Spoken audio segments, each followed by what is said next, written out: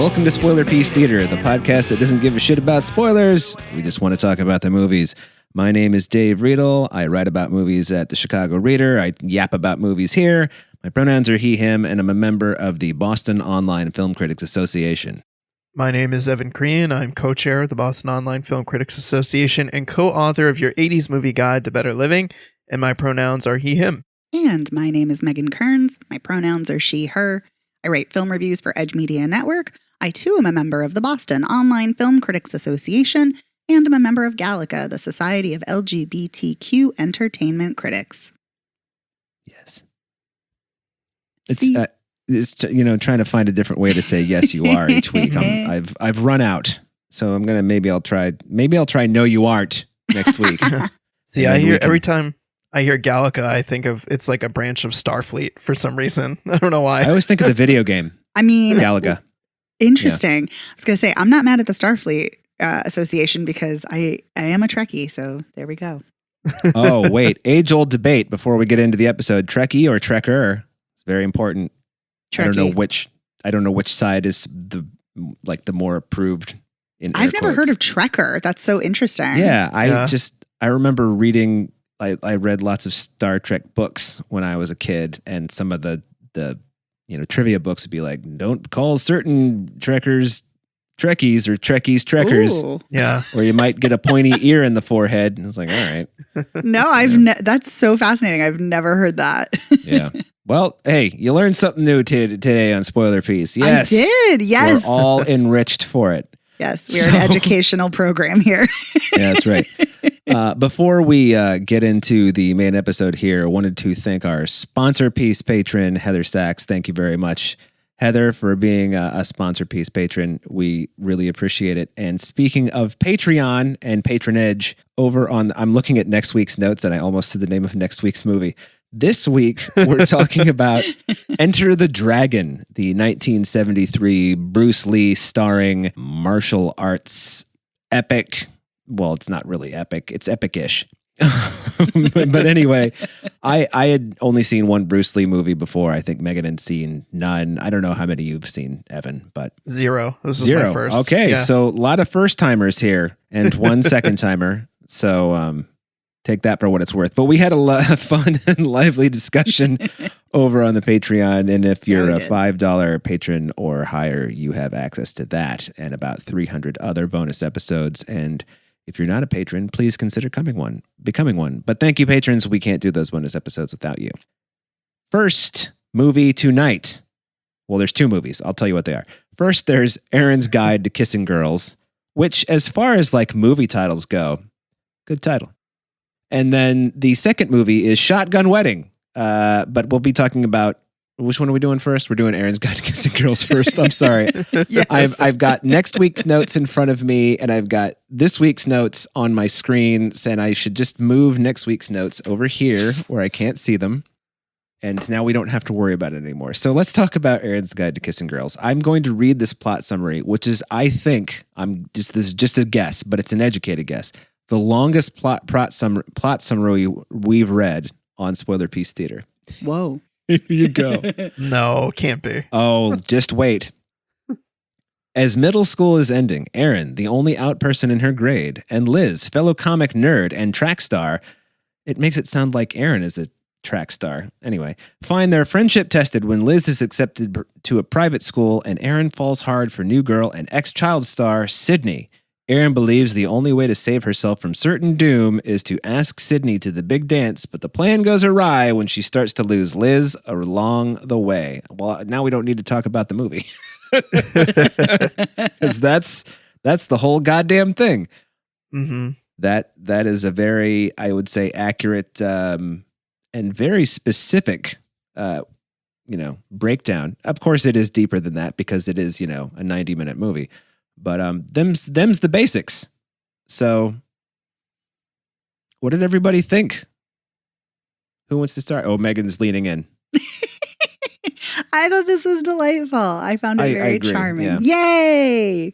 Yeah, you guys know I'm always here. Obviously, I think we all are for a queer film, especially a queer. This isn't really a rom-com, but I know, as I've said previously, I think of rom-coms as not necessarily like hard comedy, I think of like kind of like this fluffy, cozy feel to them. And this definitely has that. And we need more queer films. And something that Juliana Naughton, the filmmaker, said in their director's statement that I thought was really accurate and interesting was that she was inspired to make this film. And this is based on her short film. And she was inspired because most of the queer films she had seen, especially growing up, were about coming out stories or they were tragedies. And I kind of love that Erin's like already out. She's 13. She's already out. It's not a part of the story. And I really love that we just get to see her have this crush and we get to see her lovely friendship. And we see their, trials and tribulations about what does it mean when there's change coming, because Erin, has this crush. And what is her best friend's name again? All I can think of is the Liz. actor's name. Thank you. All I can think of was Jessica, the actor's name. And Liz is, going away to a different school on a track scholarship. And so Erin is worried that they're not even going to be friends anymore. And, when you're a kid, these kinds of things are the end of the world. Everything is rightfully so dramatic. And so I really liked what was happening. I love that they're comic nerds. I love that they hang out at the comic book store. As someone who also hung out at comic book stores, I love that. And I love that the comic was created as like a way to promote the movie. Like, I think that that's adorable and really sweet and cute. And I just really liked this. I thought this was just very charming and very lovely.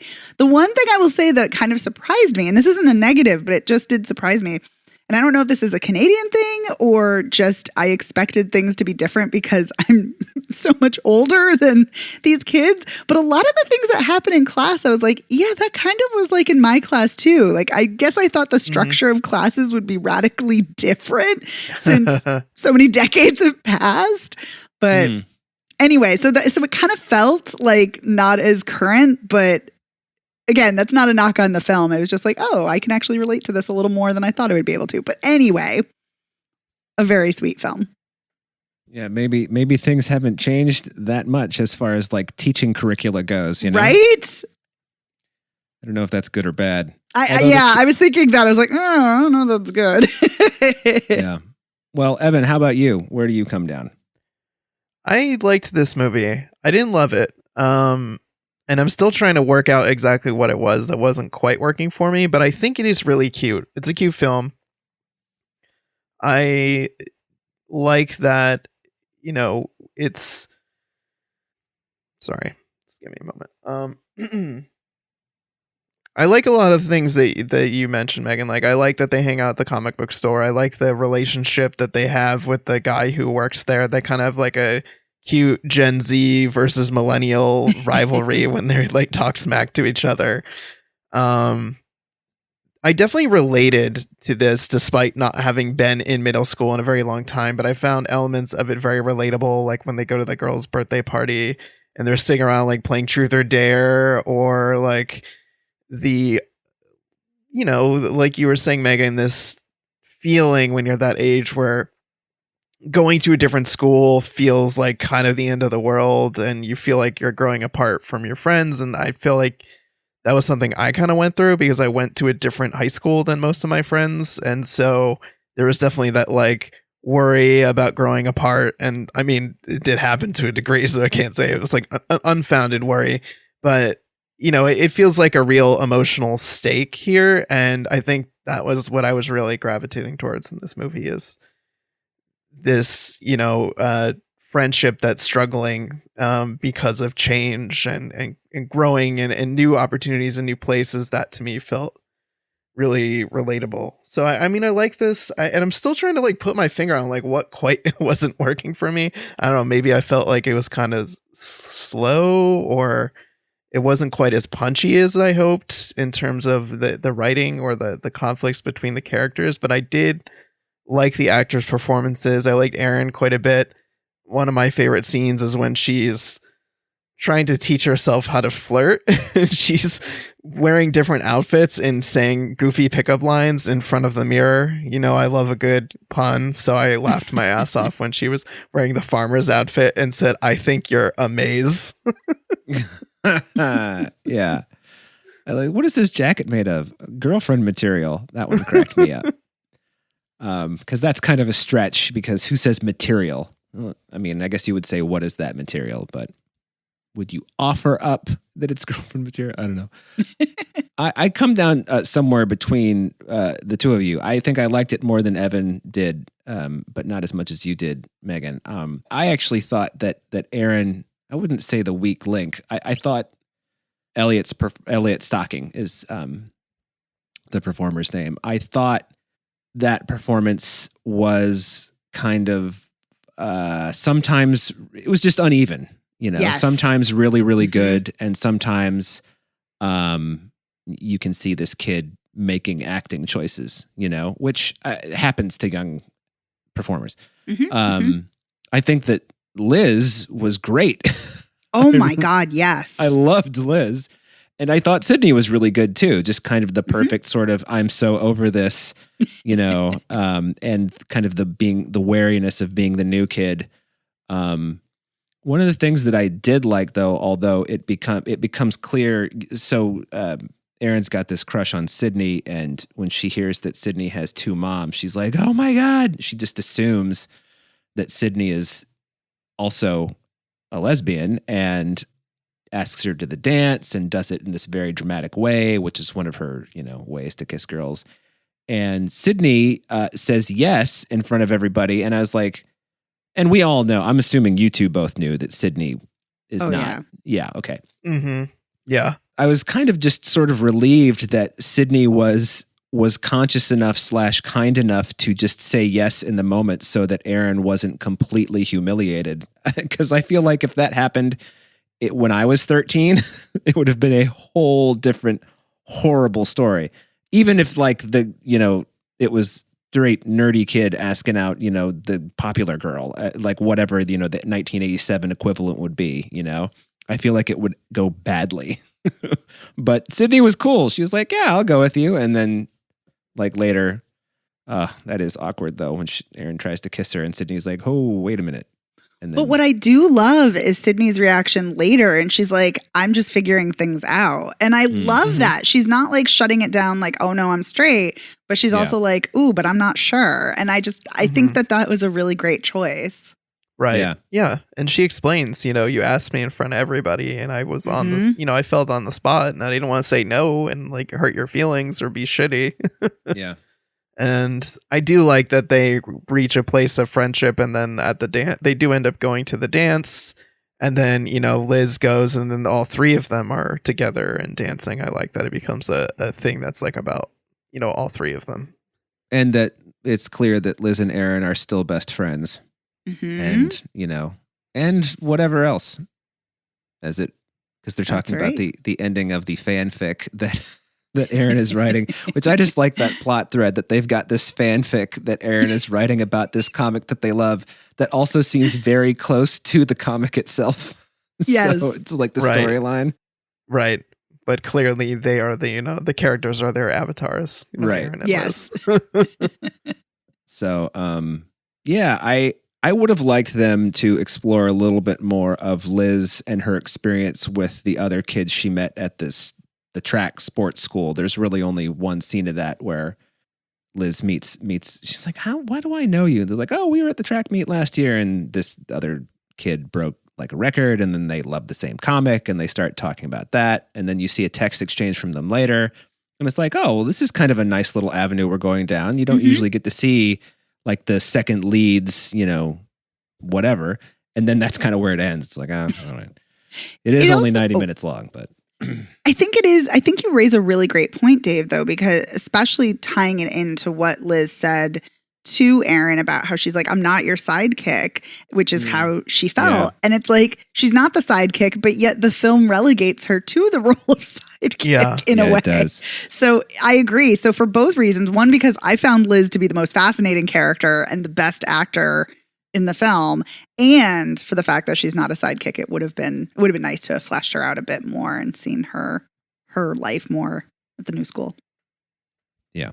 Oh, I don't know why I really loved the soundtrack for this. I thought the music choices in this were fucking great. And I went and put a bunch of them on my YouTube music page when I the love movie was that. over. Yeah. I love It's that. an unlisted playlist though, so if you want it, I'll have to send it to you. But yeah, just good contemporary, a lot of like EDM and not shoegazy kind of stuff, but shoegaze-esque stuff. I don't know. It's good. I also love the fact that this is a short movie. I'm glad that we're back to short movies. Or at least one short movie this week. Mm-hmm. It's another thing that I would say about this is that its structure is it's a very traditional sort of teen, let's say quasi-romance structure. I mean, I didn't feel like didn't feel like there were any big surprises that came my way as far as how things would turn out or the trials and tribulations that Erin would experience during her quest to make Sydney her girlfriend. The one thing that did surprise me was the mean girls were mean, but I'm surprised they weren't meaner. I was actually kind of like, if this is as bad as they are, these kids are actually, I hate to say this, kind of lucky. It's basically they're Canadian mean. That's right. Canadian mean is like American sort of, kind of dickish, indifferent, Yeah, really, the boys are terrible. The boys are, you're right. The boys are terrible. They're super homophobic. They're gross. They're sexist. They're awful. But yeah, but the quote unquote mean girls, yeah, actually they're nice except for the kind of ringleader one. And even she's not that, you're right. She's not that bad. Yeah. Mm-hmm. Yeah. I mean, the reason, she thinks that Sydney is some like, I don't know. She wants to glom onto Sydney because Sydney used to be a child star. And she's like, I'm just considering getting into acting myself. Sydney's like, I was a child. She actually says, I was a child. So it's, it's shitty to glom onto someone because, you want to rub off on their fame if Sydney even had any at that point. But yeah, otherwise, it's not like, I don't know the names of many of the characters in Mean Girls, but it's not, Regina. It's just not like Regina, who's like truly mean. But it is really interesting that the head quote unquote mean girl is really invested in Sydney and Erin's presumed relationship and even dresses like in a pink suit, like kind of like a quasi butch meets femme outfit. Like, and wears a tie. She's wearing a tie. Yep. That she takes off when Sydney and Erin say, we're just friends. Yep. She's like, ugh. I know. It's like really, I'm like, that's an interesting reaction to be like so invested and to think that's cool. Mm-hmm. Yeah. It was funny because after the party where Sydney and Erin end up in the closet and then they, there's 7 minutes. I'm going to call it 7 minutes in heaven. There's 7 minutes in the closet talking. They come out. Everyone else is kind of thinking, oh, okay, well maybe they like made out or kissed in there. And then there's the scene at the school where Erin and Sydney are just, I don't know, they're sitting there like polishing trophies or something in the hallway. And then the girls show up and they're all wearing like rainbow outfits because they think they're going to be supportive of Sydney. Like, oh, maybe if she thinks we're cool, we're down with the queers and like maybe we'll be cool by association. Right. Yeah. So things haven't changed that much in the sense that kids are trying to impress the other kids that they think are cooler than they are. But like you said, Evan, it's the Canadian version, so they're nicer about it. That's true. But I will say the thing that, and I should have led with this, I don't know why I didn't think about it until literally just now. When I was in middle school, no one was out. When I was in high school, no one was out. And I lived in a pretty conservative area, even though it was in New England. And yeah, and it's interesting because so many people that I knew came out as queer, including myself, came out, was queer much later after high school. But I think it's really refreshing to see somebody who's queer and 13 and to have, you have the two guys who are assholes, but to see that many of the classmates, while she is ostracized for certain things, it seems like it's not always because of her queerness, which is right. Kind of refreshing. Yeah, it's more like because she's a comic book nerd. It does seem that way. Yeah, they're like, oh, she's just a weirdo who reads a lot of comics and doodles a lot, so that's why we're mostly gonna push her to the side. Right. It was interesting, though, at the party that they do crash against Liz's better judgment. How there are two girls, though, that are interested to hear about Liz's like track scholarship. And I was like, oh, wow, Erin's even more ostracized than I thought she was, because Liz, even though she's not, quote, cool, unquote, these two kids are genuinely interested in like what's coming up for her. And I was like, oh, that's poor Erin. So you're right. Yeah. And actually that comes right after they ask Erin to show her leg, because they're talking about hair removal and Erin has a hairy leg. And she's like, oh, I, just didn't get a chance to shave. And I was like, oh, she's feeling like shame about her body hair because, they're focusing on it. But anyway, poor Erin. Yeah. Well, does anybody have any closing thoughts to Erin's Guide to Kissing Girls? I liked the ending a lot. I thought it was the whole film is sweet, but the ending, there's something about it. I think it was the music choice. I think it's the fact that Liz and Erin are dancing. I think it's the fact that they have this kind of fantasy moment where they are wearing their comic Avatar costumes. And I just found it very, very moving. And I liked that a lot. Yeah.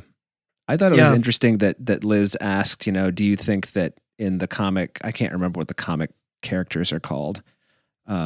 Luna Star and Scarlet Sparrow? Yeah, Lunar Girl and Scarlet Sparrow. Luna Girl. Do you think Luna Girl and Scarlet Sparrow would ever end up together or something like that? And Erin says, it's something that I've considered, or whatever she says. And I was like, oh, wow. It was a twist for me. Oh, really? I got that immediately, that Liz was into Erin. Oh, yeah. See, the entire time I got that Liz was jealous, not just because of friendship, but because she was into Erin. Oh, see, now I didn't get that. So, wow. Hey, something I couldn't predict. There you go. Yeah. I definitely saw the clues along the way that it was, like you said, Megan, it was more than just a simple friendship jealousy. There were a lot of like looks that she gave Erin to me that indicated that this is more than just I'm upset that my friend is ditching me. But I did love the ending too. I thought that was like a really sweet moment, and I like that there's kind of like an ambiguity to it where she asks that question of Erin. Do you think, yeah, maybe they do, and maybe they do stay friends, or maybe at some point they become more than friends. And I like that the movie's content to kind of just let us consider that. And I think now that we've had a chance to talk about it, I think some of the stuff to me that wasn't working were some of the things that you talked about, like Elliot Stocking's kind of inconsistent performance, feeling like there's a little bit of underdevelopment on the on Liz's front in terms of what was going on with her and some of that relationship. And I feel like it was a little bit, it was sad to me that we don't learn anything about Erin's family situation. It seems like she's true. It was a weird choice. Weirdly by herself. And I'm like, we literally never saw a parent even in passing. And I'm like, is she ostracized at home too? Like, I wasn't sure if that was what the message the movie was trying to send or like not. So that to me was kind of a head scratcher. And like, I feel like I wanted more from it. Yeah, that's true. I definitely noticed that we never saw Erin's parents. We even see Liz's mom. I think the movie opens with like them at Liz's house, and Liz's mom is like, all right, we gotta go, and of course we see Sydney's two moms, because that's actually a plot point. And we also see the Mean Girls mom, who's like a YouTuber or something. Oh, right. She's like a YouTube. That's right. Like an aspiring beauty guru. Yeah. That is an interesting choice. I would be surprised if it's because she's ostracized at home. Just, I feel like that would come up in the story. Yeah, you would think. And, I think it would be challenging for the character possibly to be open and out at school if she didn't have some type of support system at home to lean on, but we never get a chance to see that, which I think was kind of like bothering me a bit. Maybe we're just supposed to assume that everything at home is fine, and that's why we don't see them. Yeah, it is kind of interesting because the film talks about, or one of the characters talks about Love, Simon. And so then Love, Simon, because there's also not many movies about, out queer kids. And I was thinking about that. And then in Love, Simon, his family is so supportive when he comes out. And so I was kind of it was interesting. I was like, are we supposed to think that like, oh, her family is just very supportive of her? But it's interesting that you guys are mentioning this because I definitely, it was a glaring omission too. That we didn't even get like one scene, or we didn't even have her say like, oh, my mom is making cookies for me, or I don't know. Like that's very cliche. Or one of our parents hearing her upset in the room, like tearing things off the wall, like, oh, what's wrong, sweetie? Are you fighting with Liz or something? You know what I mean? Right. We've identified problems. Okay. So, but I love that we're thinking so deeply about this movie. I like that. Well, it's a thinker. I mean, it's a little deeper than your average, I mean, actually, I don't know how many 8th grade, romance movies I've seen. So I think maybe this in 8th grade, I don't even think that counts as a romance movie. So no, but that's a great movie. Yeah, it's fun. So, okay. So any final thoughts on Erin's Guide to Kissing Girls? No. Okay. Alrighty then. So let's move on to our second movie this week. We watched Prime's #1 movie, Shotgun Wedding, starring Jennifer Lopez and Josh Duhamel and Lenny Kravitz and Cheech Marin and Sonia Braga and Jennifer Coolidge and Darcy Carden. Right. I forgot. Pretty stacked cast in this one. So let me read you the description here, which is shorter than Erin's description. IMDb description. Darcy and Tom gather their families for the ultimate destination wedding, but when the entire wedding party is taken hostage, the bride and groom must save their loved ones if they don't kill each other first. I don't really think that they were ever close to killing each other, even in the sort of, like, oh, I hate you kind of sense. No. It's a little dramatic. Maybe accidentally due to their own ineptness. Yeah. I did like the moment when J-Lo accidentally fired the shotgun in her sister's direction and she got a little buckshot in the ear. She's like, did you just shoot me? Like, I didn't mean to. Yeah. Should know not to put your finger on a trigger ever unless you're about to shoot. Anyway. Mm-hmm.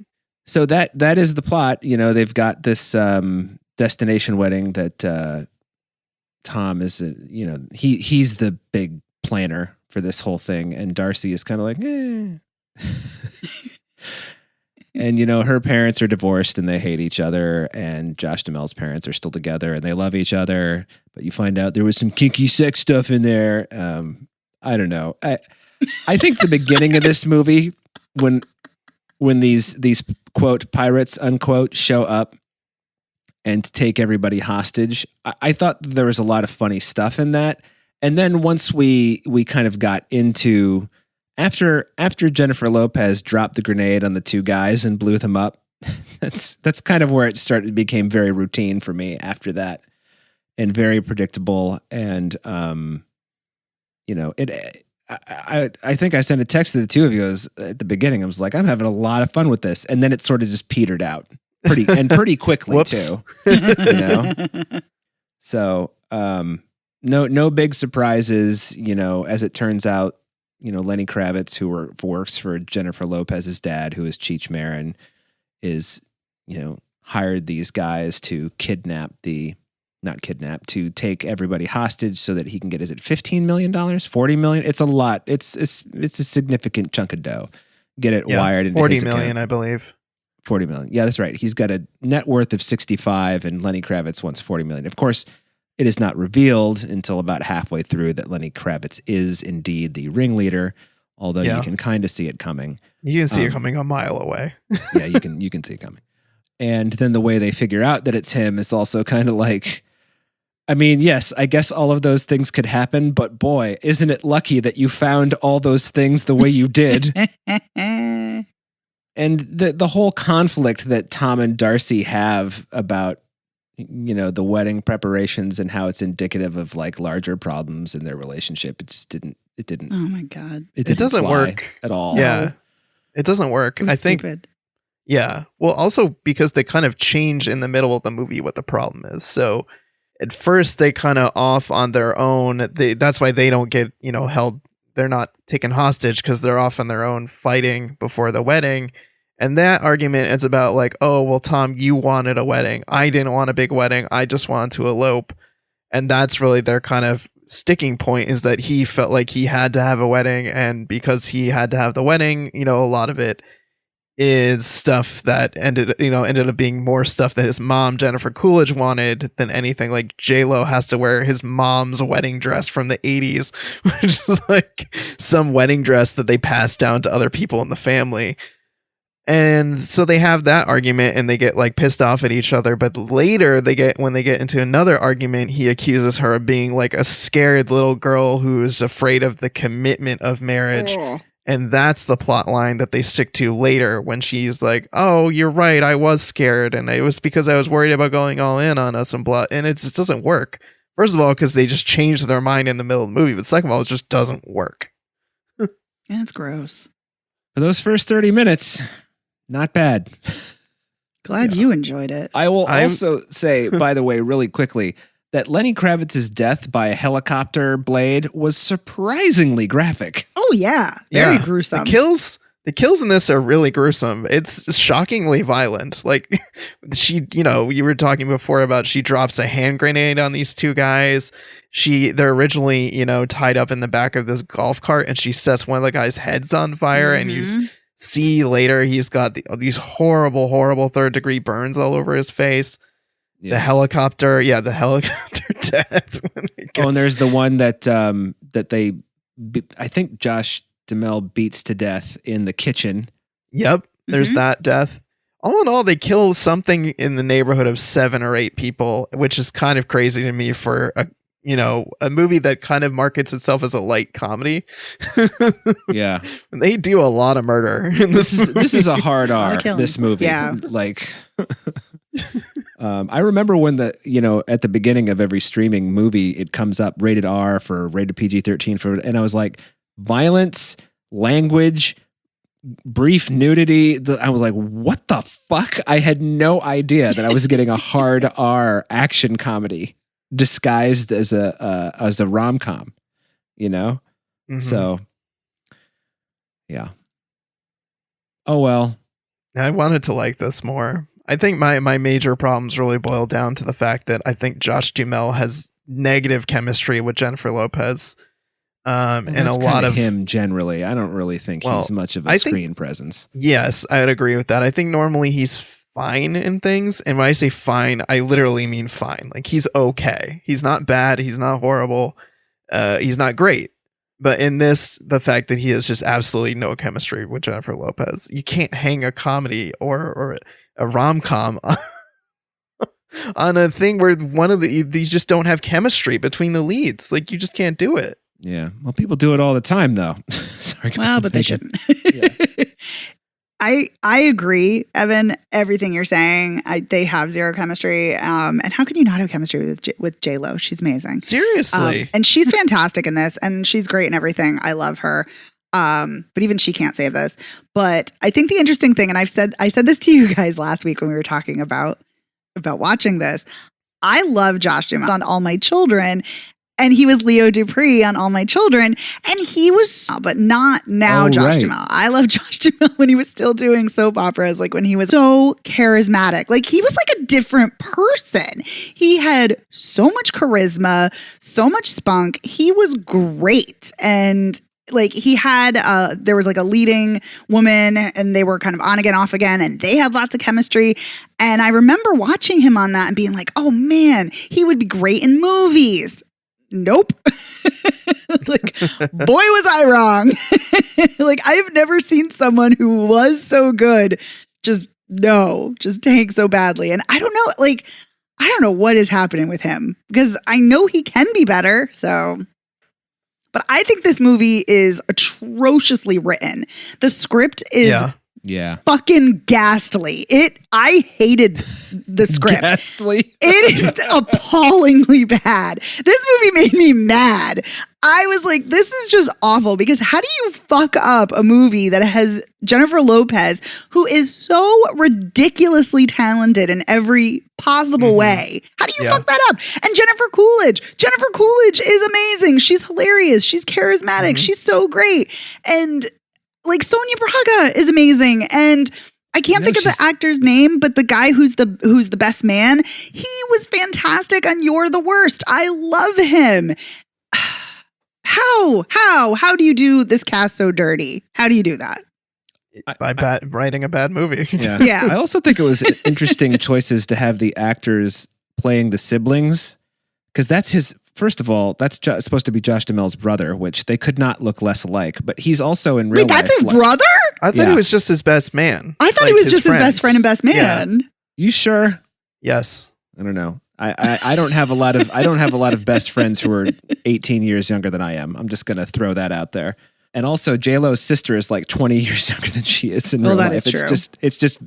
It's kind of like the rom-com problem when you have the older man and the younger woman, but in this case, it's mom and dad had kids 20 years apart, which happens. I'm not saying it doesn't happen. I know, it is weird though, but yeah. It is weird.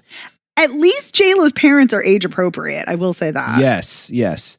But if you're going to go to the trouble to cast Sonia Braga, give her something to do other than be angry at Cheech Marin. Right? You know? Right? But speaking of age differences and age problems, I'm sorry, Jennifer Coolidge is not old enough to have birthed Josh Duhamel. She is only 11 years older than him. That's absurd. Oh. That's like a Hitchcock problem. He used to do that. Yeah. I think in North by Northwest, the mother is like 3 years older than Cary Grant in real life. Anyway, sorry. Yeah, Evan, something like that. Well, I was just going to say, speaking of Jennifer Coolidge, I did think she was funny in this and I did laugh at her lines, but I think that was Jennifer Coolidge just shining through on Bad Material. Yes. She was just very funny with that ongoing joke where she's like, I'm a mother. I can worry about more than one thing at a time. I thought that was fucking hilarious. Yeah, that was funny. I agree with that. I love when she's like, I saw on Dateline that we need to humanize ourselves. So she starts introducing herself to the pirates. And then later when she picks up that gun and she clearly knows what to do with it. Yeah. It's like, yes, I love this. I love that I've always loved her. And I love that she's having a moment right now, because literally in the span of watching this, I also watched both seasons of White Lotus. White Lotus, and I also watched The Watcher, which she's in. So it was like I was watching like everything Jennifer Coolidge from the past like year. I'd want more. I saw the episode of Seinfeld that she's in where she's dating Jerry and she hates George. Yep, I've seen that episode too. Yeah. It's like, why do I recognize this woman's voice? I'm like, oh my God, it's like Jennifer Coolidge 30 years ago. But her voice is so different, which is really interesting. But she's still got that, like, the lilts. Yes. That she's, but you're right. Yes. The actual sound of her voice is different. Yes. But but you definitely, I think you're totally spot on, Evan. I think if anybody else were saying that dialogue, it would not be funny. But because Jennifer Coolidge is so funny, it works. But yeah, I think there is a good movie possibly in here somewhere. Cause like you could have it be like, I was like kind of hoping for like a Romancing the Stone kind of deal. Like that kind of action romance comedy. But instead you got the Jewel of the Nile. Oh yeah, you did. By the way, I am correct that it's Josh Duhamel's brother, because I remember he says, is there any like situation where like brothers marry sisters? He says that. After he sleeps with Jennifer Lopez's Oh, yeah, you sister. are right. Oh, my God. Yeah. So it makes even less sense. That doesn't make any sense. Good job. Thank you. See, I do pay attention to some things.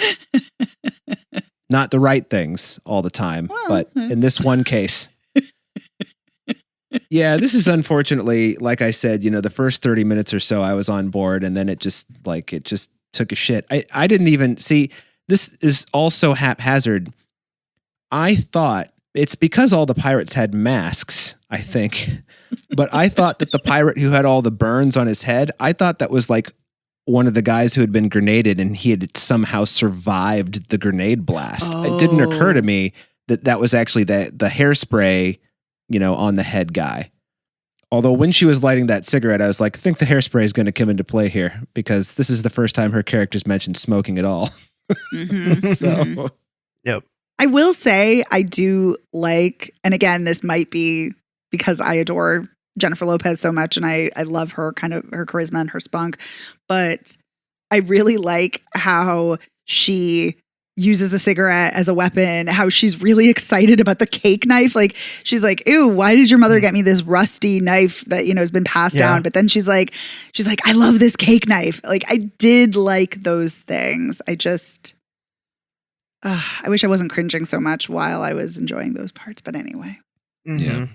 Yeah. And I like that she just was so fed up with that stupid dress. She just was going to cut all the pieces off it and make it more functional. Yeah. Yeah, the dress looked better too, even though it was all filthy. Even with the combat boots. Oh, I loved it with the combat boots. Yep. That's the one thing about these movies that always drives me insane, when you've got the two main characters making concessions for the in-laws and parents and things like that. And I'm always just like, just tell them to fuck off. I know. Say I'm not wearing this fucking dress. Right. I'm not. But people, they do. They make I know those they do it, concessions. and then they're like, they resent, everything. Yep. Yeah. Speaking of that, I'm glad I knew there was something else. And I know, Dave, you mentioned it really early on about, and Evan, you did too, about how J-Lo and Josh Duhamel, their relationship problems because they shift halfway through. I think that's another thing too. Like the way this film is, the summary is kind of marketing it is like, we're supposed to expect some kind of like Who's Afraid of Virginia Woolf, really acerbic, acidic, venomous bickering and fighting. And we don't get that. It's just like, I wanted a bigger wedding. I didn't want a wedding. I'm scared.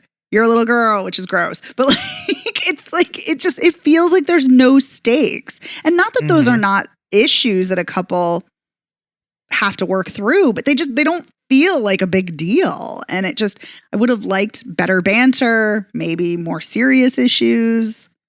Yeah. I was expecting a lot more from this. Maybe I shouldn't have. Maybe I should have turned my brain off. Yeah. Well, I think that, I don't know if you should expect more or less, but I do remember part of the reason I was so surprised at the beginning that I was enjoying it as much as I was is because the last J-Lo movie I saw, the one with Owen Wilson, was just kind of like, Oh, I love that. I love Marry Me. I watched that like 3 times. But I loved that one too. I feel like most of the movies with big stars that you see on streaming services just kind of suck, especially in this, like The Lost City is terrible. That's the one with Sandra Bullock and is it Channing Tatum? Yes. And now, of course, I can't think of any other ones, but I know they're there. Yeah. Well, wasn't this movie supposed to have Ryan Reynolds in the lead? It was, yes. yeah. He was still one of the producers, but he couldn't do it for whatever reason. I think if we swap out Ryan Reynolds, the movie at least would be more successful because there would be more chemistry and he's a better comic actor. Yeah, he's a better comic actor, so he could work with the material. Right. Yeah. And he probably would have had a lot more chemistry with Jennifer Lopez. Yeah.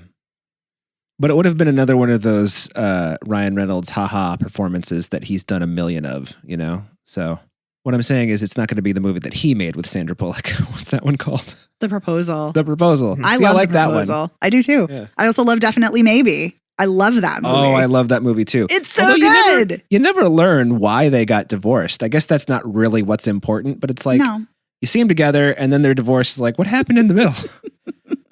And why does Isla Fisher keep showing up so conveniently just to be, brushed aside? Oh, I see where this is going. Okay. So. Listen, I've loved Ryan Reynolds ever since Two Guys, a Girl, and a Pizza Place. Actually, I take that back. I have loved Ryan Reynolds ever since his first acting gig on the Canadian soap opera 15, which aired on Nickelodeon. See, I didn't even know that. I knew Two Guys and a Girl and a Pizza Place before they shortened it to Two Guys and a Girl. That's right. I refuse to use the shortened name. Right. Seasons 2 and 3, all of a sudden it was Two Guys and a Girl. It's like, well, now it just sounds like fucking porn. Weird. It sounds like porn. Yeah, I mean, listen, and I know we're talking a lot about Ryan Reynolds, and I agree it would have been better, but I love a J-Lo rom-com. Like, I love all of them. All of them. Every single one she's done, I enjoy. I love Hustlers. There's one she did a few years ago that I can never remember the name of, but she's like a woman who's kind of posing as like this rich woman who's like an executive, and I liked that one. I love them all. And so I was really sad that I didn't love this one. But you can't win them all, I guess. Nope. Oh, Second Act. Yes, I love Second Act. I haven't seen it, but I remember what it's called. Yes, I love Second Act. I loved The Wedding Planner.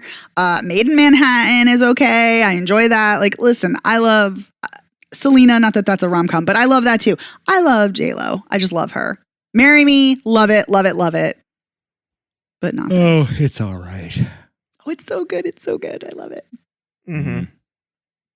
I think the Owen Wilson-ness of it got to me. Yeah, I can see that. But the more I watched it, the more I was into it. But I will say, the one thing I will say about this movie, now that I've gotten my Venom kind of out of the way, I'm like, oh, but wait, I like this. Oh, but wait, I like this. I will say, I did like that night wedding. Like, finally, when we actually get to the wedding, I'm like, oh, this is kind of romantic and this is kind of nice. I kind of liked it. I also liked when they were all singing in the pool, like before they trick the pirates, which sounds like, if you haven't seen this movie, that sounds so weird when it's like they're all singing in the pool and before they trick the pirates. That must sound absurd. Of course, they chose that song, which if I ever hear it again. I like that song. Oh my God. It's just one of those songs I've heard just so many times. I know, me too. I don't even know what it's called, I like it. by the way. I just, know that I've heard it a million times. I do think that it's also funny that everybody, no matter their age or their, background, knows the words to it. Yeah, that was pretty funny. Okay. Well, I mean, is this movie worth talking about anymore? Help a guy out. Is there anything else we have to get through? I mean, I don't know why Josh Duhamel doesn't just retire. He did more than 100 episodes of Las Vegas, so he's got to have that sweet, residual money coming in, right? I don't know. I would think. I don't know. Maybe not. Who knows? Maybe not. Yeah, maybe dramas, it's not the same as with comedies. I don't know. Maybe. Or maybe he really is trying to be a good actor. Like maybe I don't know. I feel, like I said, I know there's a good actor in there. It's hiding. Well, but the roles that he ends up in or chooses or are handed to him or however it works, I mean, he's in all at least 4 of the Transformer movies. And it's just like, I'm sure that the payday was huge and it was a challenge to act against a tennis ball, but still, I think we can do better. Was he in Bumblebee? That's the good one, right? That's the one that everybody says is good. Yeah. I don't know. I haven't seen it, but I don't know if he's in that. Mm-mm. Yeah, I haven't seen it either. Yeah. And he also changes rank, I noticed, with each Transformers movie. And if you've ever known anybody in the military, they do change ranks, but not that quickly. So. Yeah. Well, what I will say, my final thing about this is this has not deterred me from any future J-Lo movies or rom-coms or J-Lo getting married in a rom-com because she gets married in a lot. Do they actually get to the wedding in this one or are they just singing? Is that supposed to be the reception? No, they get, at the end when it's like the sun setting and the woman who's the officiant, that she marries them. You're right. Yep. Yeah, and I liked it because I like a wedding. I'm a sap. I like a wedding. Oh, sure. Yeah, weddings are fine. I mean, I'm glad that I don't really go to any anymore because all my friends are married already. But, I mean, you got to buy a gift and get a hotel room. And that. Okay. So we all know how weddings work. Except for your wedding, Evan, which was like right down the road. It was great. Evan, your wedding was so much fun. Your wedding was a lot of fun. Thanks. I think that's the last one I went to, though. I think that's my last wedding too. Oh, no, wait. No, I might have gone to another one. But anyway, your wedding, Evan, I always tell everyone how fun it was because it's so much fun. That was fun. Shucks. Yeah. Okay, well, wedding talk aside, it sounds like we're all done with whatever that fucking movie was called, Shotgun Wedding. Mm-hmm. I wanted to see J-Lo shoot more of the shotgun, but not her sister. Yeah. Yeah, I mean, of all the killings in this, I mean, nobody got, like a shotgun blast to the chest, which, I mean, she was holding that gun for so long. Yes. And there were pirates right there. Mm-hmm. Well, you can't win them all. I've played too many video games. I want more shotgun shots. Yeah, no kidding. Like, where's Ellie when you need her? Yes. So Shotgun Wedding is out now on Prime. Erin's Guide to Kissing Girls is out in theaters. Select theaters today and will soon be on VOD, which always sounds weird when you say VOD because it sounds like you're saying VD, but whatever. Which nobody says anymore because they don't call it that. I had never thought anymore. of that. Yeah. Sorry. But now I will. I think about all those things. Yeah. It's like they used to call cars, the standard transmission. It would say STD, like somewhere in the car. And you're like, you can't do that now. I think that's why everybody started calling it a stick, which is also kind of pervy in its own way. Anyway, moving on. I just told you when the movies are out. So there's that. I want to say thank you to our editor, Otto Clammer. Otto, thank you for making us sound great every week. Thanks, Otto. Thanks, Otto. You can find Spoiler Piece Theater anywhere you find podcasts. You can find us at our website. That's spoilerpiece.com. You want to find us on social media. We're Spoiler Piece Theater on Facebook, and we're at Spoiler Piece on Twitter, Instagram, and Letterboxd. If you'd like to email us and tell us, actually, guys, fucking Shotgun Wedding was amazing, the email address is spoilerpiece@gmail.com, or you can give us a call at 862-21-PEACE. And let us know that, yes, I agree with you. Shotgun Wedding was crap. I can't believe that anybody spent money to put this movie out. If you like the show, that's the voicemail message I want you to leave. If you like the show, please rate and review us by going to ratethispodcast.com/spoilerpiece, or you can rate and rate us on Spotify and Apple Podcasts. That really helps us out, helps get the word out about the show. And if you really like the show, please consider joining our Patreon. As I said at the top, this week's Patreon exclusive audio is Bruce Lee in Enter the Dragon. We are all, well, two of the three of us are new to Bruce Lee, and the third one of us is pretty much new too, just has seen one. So it's a lively conversation. It's very fun talking about the early 70s and how action movies work and how you can see so many things from this movie show up in other movies that it influenced. It's a great conversation. We hope you like it. And we wanted to, again, thank our sponsor piece, patron, Heather Sachs. My name is Dave Riedel. I write for the Chicago Reader. I yap about movies. You can follow me on Twitter, Instagram, and Letterboxd as Dave Sees Movies, and I'm a member of the Boston Online Film Critics Association. That's so much stuff to get out now. God. My name is Evan Korean. I'm co-chair of the Boston Online Film Critics Association and co-author of your 80s Movie Guide to Better Living. You can follow me on Twitter, Instagram, and Letterboxd as Real Recon, and that's real as in film reel. And my name is Megan Kearns. I write film reviews for Edge Media Network. I, too, am a member of the Boston Online Film Critics Association, and I'm a member of Gallica. You can follow me on Twitter at OpinionSWorld or on Instagram and Letterboxd at TheOpinionS. See you next week. Bye. Bye.